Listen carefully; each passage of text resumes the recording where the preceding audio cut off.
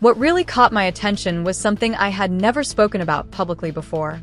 When I sat down with Erica, I hadn't mentioned that statement on my show whatsoever, yet they already appeared ready with a response to a question I never even asked. That instantly struck me as unusual. Another moment that stood out happened during AmFest, when Erica walked onto the stage and audio was played of Charlie allegedly saying he wanted her to succeed him. What puzzled me was this: if that audio existed, wouldn't there also be video footage? Maybe I was reading too much into it, but the thought stayed with me. Then again, with how advanced AI technology has become, even video evidence no longer removes every doubt automatically. What makes the situation harder to process is how different it feels from the views Charlie consistently expressed in interviews, podcasts, and public conversations. Whenever the topic of women working outside the home while raising small children came up, his position was generally very direct. If possible, it should be avoided. But this is where everything starts becoming even more confusing. The story being presented is that if anything ever happened to him, Charlie wanted Erica to take over his position. And the reason that now feels strange to me is because most parents would first think about their children. Charlie understood better than almost anyone the non-stop pressure involved in managing a major organization. He was always traveling, constantly flying around the country, working exhausting hours without much rest. Everyone saw how overwhelming his schedule already was. So the idea that his plan would involve his children not only losing one parent, but also losing the full-time presence of the other parent as well, feels difficult to fully make sense of. Realistically, that kind of lifestyle would likely mean the children spending most of their time with nannies while Erica managed the responsibilities of the organization. And honestly, this only started feeling unusual to me later on. Before that point, I didn't have a strong opinion either way about the idea that Erica would eventually take over. At the time, I simply assumed there may have been private discussions happening behind closed doors that the public never knew about, and I still think that possibility exists to some extent. August. That immediately caught my attention. I remember asking, "Was this at Bill Amon's house?" And they replied, "No, it happened during a donor retreat in Aspen." So I started digging into that Aspen donor retreat, trying to pinpoint exactly when it took place. I've got the details somewhere in my timeline, and I'll pull them up later, but once I identified the event, I also figured out who attended it. Then I heard the claim that someone there had asked Charlie, "What happens if you die?" Which honestly feels like a strange question to bring up at a donor gathering. Most people at those events aren't casually asking, "What's the plan if you die?" It's an oddly dark question, especially considering he passed away only a month later. So I contacted one attendee and simply asked, "Do you remember this conversation happening?" That person said no. Then I reached out to another individual who had also been present in Aspen and explained, "This is supposedly the event where that question was asked, and I've also started identifying who the donor may have been." I'll probably share more about that later, but I wanted to speak directly with people who were there first. I asked whether they remembered Charlie saying that if anything happened to him, he wanted Erica to take over.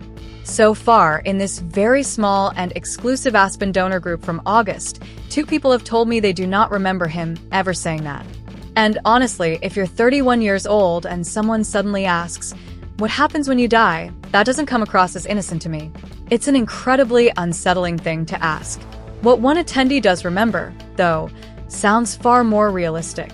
Apparently, Charlie had been discussing how Turning Point planned to expand in the future, laying out a larger vision for the organization the same way people often do during donor retreats.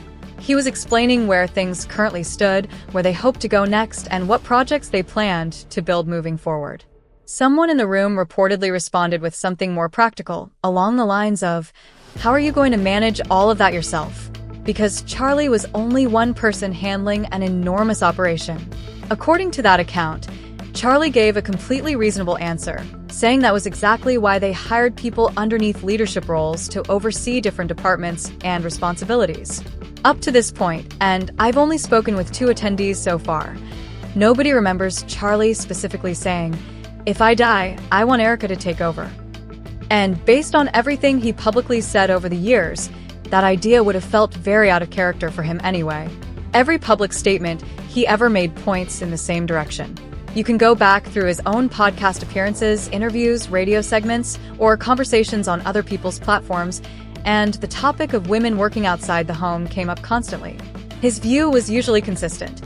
When children are very young, that period should primarily be focused on raising them rather than pursuing demanding careers outside the home. That's why it feels so difficult to line up with a claim that he supposedly wanted Erica to suddenly inherit a schedule that required traveling nearly 300 days a year.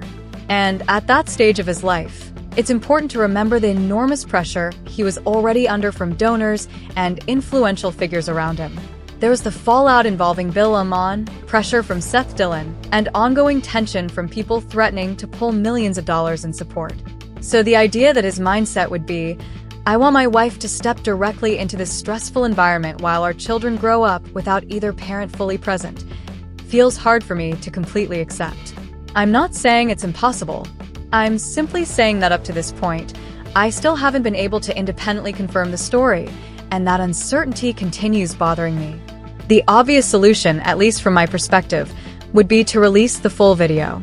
Because if professional audio was captured during the event, logic would suggest video footage likely exists as well.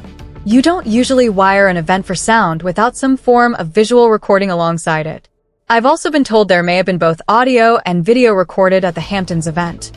But honestly, we've reached a point where even footage itself no longer settles every question automatically.